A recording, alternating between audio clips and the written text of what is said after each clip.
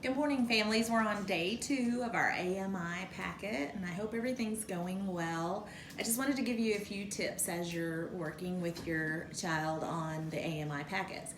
And on the phonics sheet, where you're going to ask them to write a consonant, vowel, consonant word on the back, you can come up with silly words, like let's say the letter was B, you could say bug, which is a real word, or bip, which is a nonsense word. Anything like that is fine.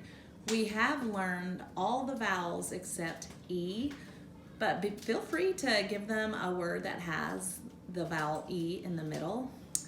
The thing that you would want to talk to them about is how E says like the elephant, and I says like itch, and it's very similar.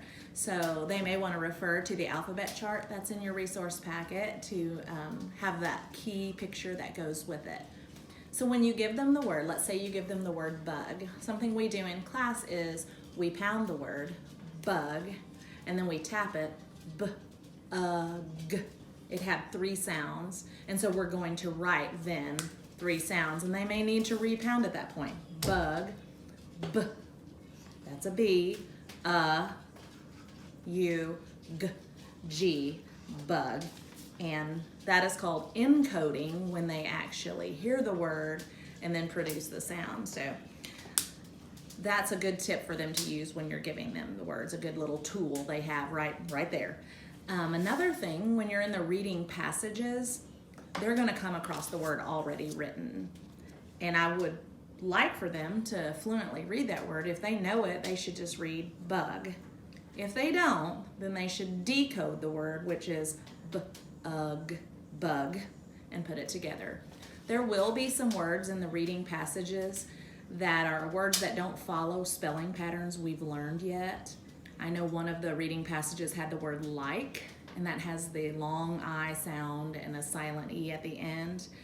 That word you should just give to them and tell them this is the word like. Maybe notice how many times it's there in the passage, and then just don't expect them to try to decode that word. Something else we could work on when you're working with math, and we've been talking a lot about 10 and making groups of 10. And we would say that is our set of 10. A set is the things you have. So if you guys are working with, maybe you've got the Cheerios out or little toys out and you're making groups of 10, that's your set of 10. So in the resource packet, there is a 10 frame. So you can put whatever things you have in that 10 frame. And then the extras you have would be your more. So you would have 10 and maybe like 3 more. And when they write the number for that, they should write their 10 first. I had a 10, and then I had 3 more, 13.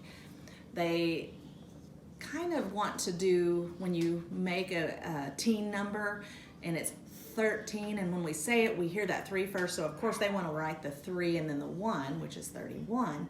So we talk about in a teen number, we see how many 10s we have, and we write that first, our 10s, and then how many extras we had. So that would be a good thing to work on. And then just noticing if your sets, if they get bigger, that means we're adding. If our sets get smaller, that means we're subtracting. Subtracting's been a really hard concept for us in kindergarten, because let's say I give them a story and I say, oh, you have 5 cookies and you ate 2. Well, they want to make that group of 5 and also a group of 2.